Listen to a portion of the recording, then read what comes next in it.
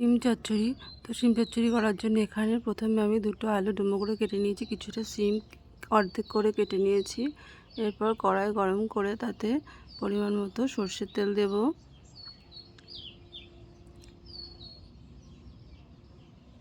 তেল গরম হয়ে এলে প্রথমে আমি বড়িগুলোকে ভেজে নেব।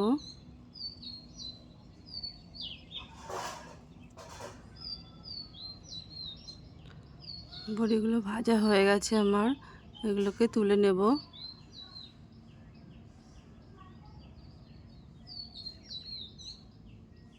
এই তেলেই আরেকটু তেল দিয়ে প্রথমে আলুগুলোকে ভেজে নেব।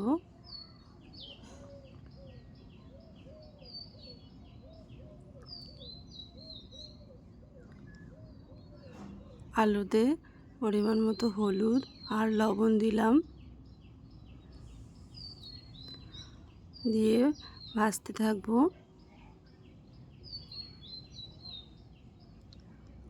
আলুটা ভাজা হয়ে গেছে, আলুগুলোকে তুলে নিলাম।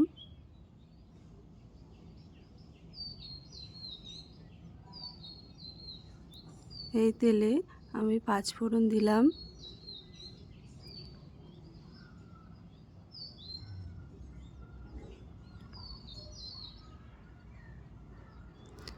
দেওয়ার পর শিমগুলোকে দিয়ে দিলাম।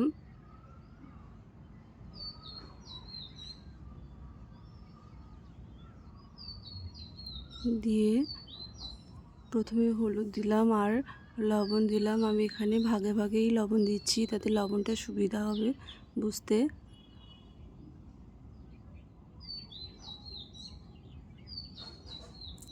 শিমটা ভাজা ভাজা হয়ে এলে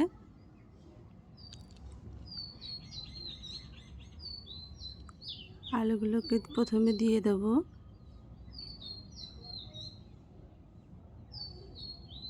তো আলুগুলোকে দিয়ে দিলাম।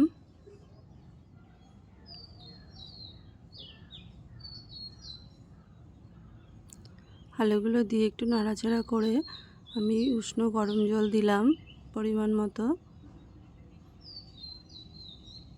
এরপর বড়িগুলোকে দিয়ে দিলাম।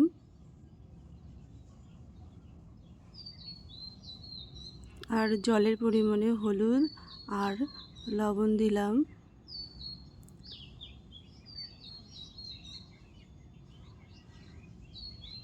আর একটু মিষ্টি দিলাম। চচ্চড়ি বা নিরামিষ তরকারি একটু মিষ্টি মিষ্টি হলে ভালো লাগে। দিয়ে ঢাকা দিয়ে রাখবো 5 মিনিটের জন্য। এরপর আমি সর্ষেটা বেটে নেব।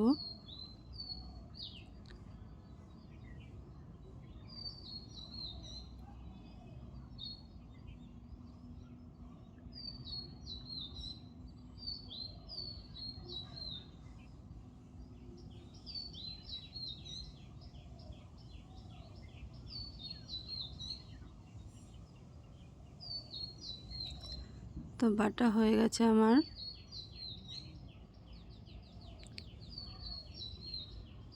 মশলাটা তুলে নিচ্ছি।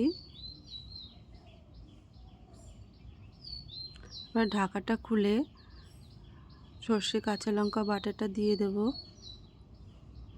একটু নাড়াচাড়া করে।